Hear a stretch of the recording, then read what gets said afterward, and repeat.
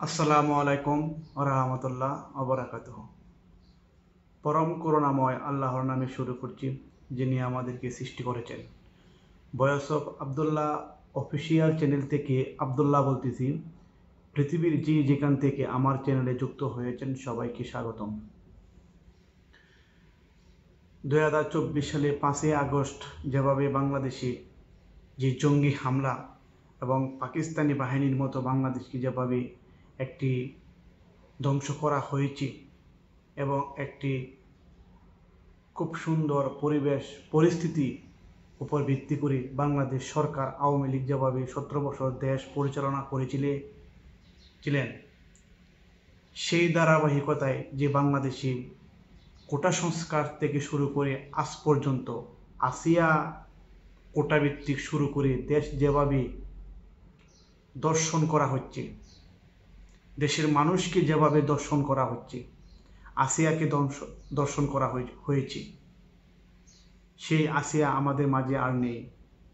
এভাবে বাংলাদেশে এই 6-7 মাসে 100 গুণ পরিমাণ ধর্ষণ ক্রাইম বেড়েছে, চুরি ডাকাতি ক্রাইম বেড়েছে।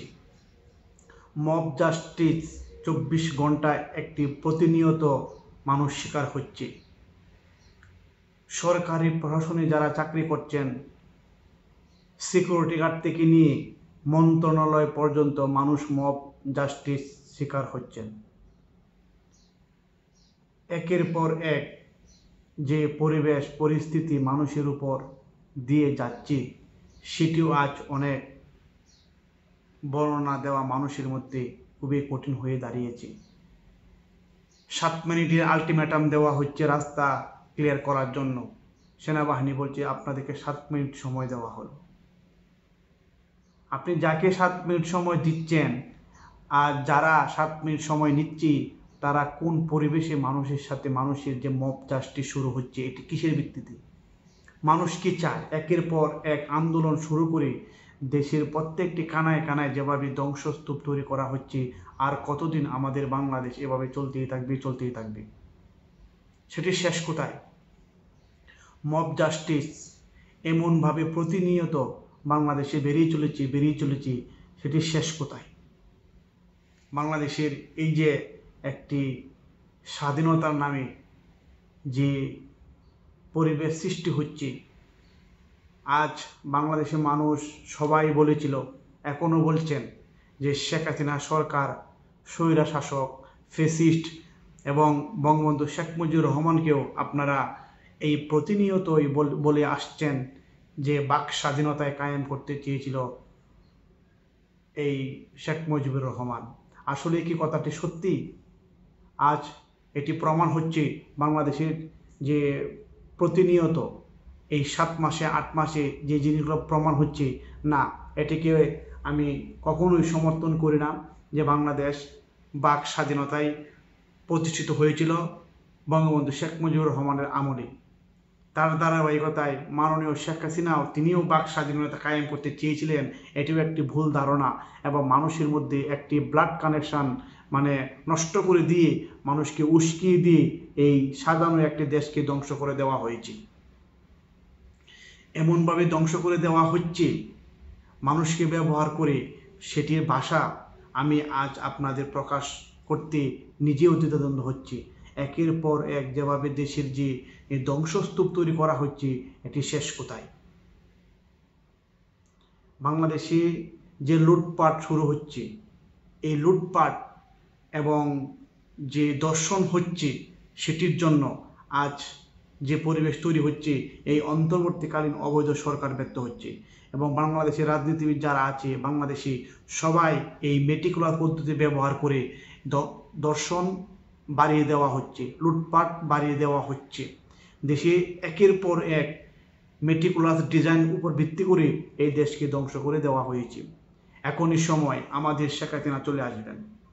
মাননীয় প্রধানমন্ত্রী, তিনি প্রধানমন্ত্রী হয়ে এই মার্চ মাসে তিনি বাংলাদেশে ফিরে আসবেন। এটি হচ্ছে আমাদের বিশেষ বার্তা এই বাঙালি মানুষের জন্য।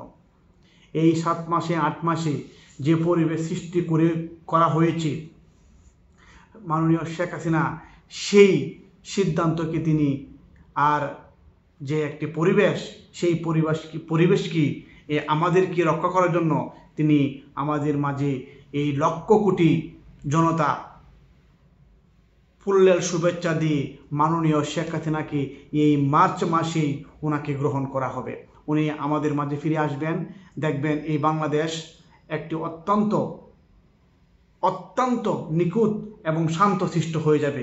শেখ হাসিনা আসার সঙ্গে সঙ্গেই এই মব জাস্টিস বন্ধ হয়ে যাবে ইনশাল্লাহ। এই শেখ হাসিনা হওয়ার পরপরই সরকারি বাহিনী, দেশের যে আমজনতা, প্রত্যেক শ্রেণী লেভেলের মানুষ অটোমেটিক নিস্তব্ধ হয়ে দেশ সুন্দর পরিস্থিতি সুন্দর হবে ইনশাল্লাহ। তাই আমি আজ বাংলাদেশের মানুষকে একটি কথা বলতে চাই, এই যে 7 মাসে 8 মাসে যে পরিবেশ সৃষ্টি হয়েছে, আমি যে ভিডিওগুলা মধ্যে যেভাবে উপস্থাপন করিয়াছি, সেই ধারাবাহিকতায় বাংলাদেশে শেখ হাসিনা ছাড়া কোনো বিকল্প কোনো আস্থা নেই। তাই আমি আবারও বলতে চাই, বাংলাদেশের যে শেখ হাসিনাতে আস্থা এবং মানুষ তাতে সন্তুষ্টি প্রকাশ করি। তাই আমি বাংলাদেশের মানুষকে অধীর আগ্রহ, এই যে কোটি মানুষ হয়, কোটি মানুষের যে জনতা, সেটিকে জমায়েত হয়ে রাজপথে স্লোগান, জয় বাংলা স্লোগান দিয়ে দেশকে আবার নতুন করে যে পরিস্থিতি তৈরি করার যে সিদ্ধান্ত অলরেডি নেওয়া হয়েছে, এবং সেই দৃষ্টিকোণ থেকে আমি বলতে চাই মাননীয় শেখ হাসিনা আসবেই, এটি হচ্ছে আমাদের একান্ত দাবি। তাই আমি আপনাদেরকে আজ বিশেষ বার্তা দিয়ে আপনাদেরকে আমি একটি সন্তুষ্ট এবং দেশকে শান্তশিষ্ট করার যে প্রতিশ্রুতি দিয়ে আজ আমি বিদায় নিচ্ছি। দেখা হবে পরে কোনো ভিডিওতে ইনশাল্লাহ। আসসালামু আলাইকুম ওয়া রাহমাতুল্লাহি ওয়া বারাকাতুহু।